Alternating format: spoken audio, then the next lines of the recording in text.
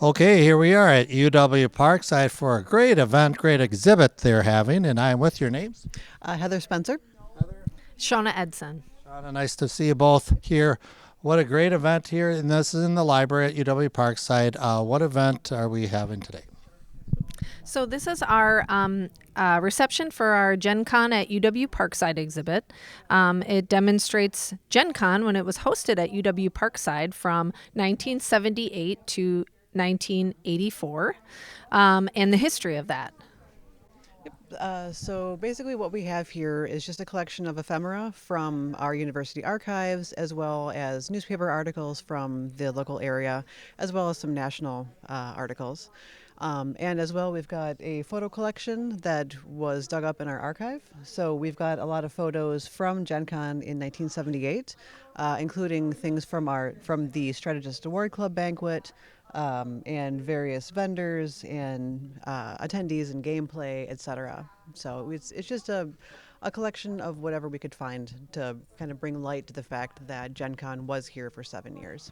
Yeah, that's where it started. So it's like, let me, for those, a little history, for those who don't know about Gen Con, what was it and how did it get started? Sure. So Gen Con and Dungeons and Dragons, a lot of people know these games, and Gen Con is the largest tabletop gaming convention in North America. But a lot of people don't know that it started in Wisconsin, Lake Geneva. So after it left Lake Geneva, it came to UW Parkside. After UW Parkside, it went to Milwaukee, and then now it's in Indianapolis, and it's been there ever since. So Sure. As you said, it is one of the largest, if not the largest, gaming conventions. Because it was here, and it really kind of found its roots while it was here. It grew a lot from 78 to 84. Basically, it only left here because it outgrew the space capacity that we could have. And going up to Milwaukee, at the time, it was the Mecca Convention Center, which was a lot bigger than campus. So it really just needed that much more space. So it outgrew us, which is fine. It's an amazing event now. It currently gets over 70,000 people there every year. So. Now that's great. These pictures are from the archives. Were they just in a folder, or did you have to dig through a lot of stuff? Where did all this come from? So the photos themselves were in just a folder just titled Parkside Wargamers, because the Wargamers were one of the first co-sponsors of Gen Con while it was here. And we had a lot of things that were never scanned, a lot of old ephemera from the Wargamers, various articles and pamphlets, etc. And as it turns out, there was about a sheet and a half of negatives in there as well that hadn't seen the light of day probably since 1978. So we were able to work with our archives department and get those scanned and blown up into regular photos. It was a needle in a haystack for a lot of the things down there. Yeah. So. Wow, that's terrific.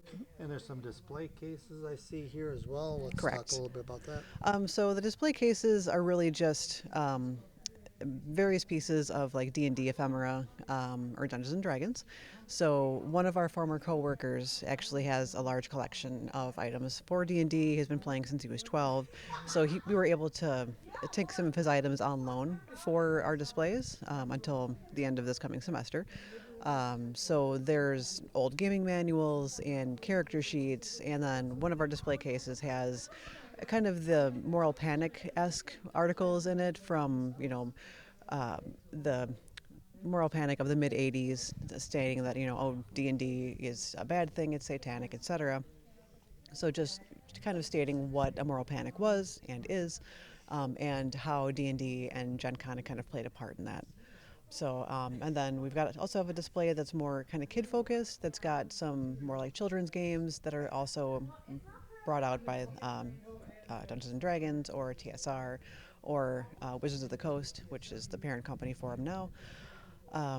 So we just kind of tried to run the gamut with whatever we could to have on display and just kind of show what it's about and kind of give people things to see and actually look at more so than just what's on the walls. Yeah, So. absolutely. That was great. Because where did this all get started? Did you get a suggestion from somebody? Is this an anniversary thing? Let's hear about it. A little bit of both. So it was the 50th anniversary, and so we were excited about that. But it actually started a couple of years ago when we did a moral panic exhibit in this space. Just kind of defining moral panics and just generally kind of talking about what that means. It has a lot of resonance. And then we started talking about the connection with Dungeons and Dragons, and realizing that this history, when we hosted Gen Con from 78 to 84, that history was kind of lost, that people didn't know a lot about it and our important connection with that. When we had hosted Gen Con, there were several thousand people that came and used the space in August. So if you can imagine, the campus would, a lot of times it's dead in August. And so, during those years, it was very, very busy. So that's kind of what inspired it. And in addition to a lot of the primary source materials that we have, we're also trying to get that history documented through oral histories. And so if people have participated in Gen Con, even before or after, we're interested in those stories because we really want to have that for future generations. Well, I want people to come out and see this exhibit. Let's hear about it. How long is it going to be, or where can find more information? Sure. It'll be up until August, summer 2025. We'll probably transition away and take it on the road. Hopefully, we'll be able to take it to places and get more oral histories. And we might even be at Gen Con this summer. That'd be great. Potentially. Yep. Yeah, no, feel free to come on out. Our hours are posted online. Just look up UW Parkside Library, and then anytime that we're open, this display will be up and running. So anytime anyone wants to come by, we are here. I want to thank you for such a great exhibit that's here at UW Parkside. Come on out and check it out. And thanks so much for talking with us today. Yep. Thank you so much.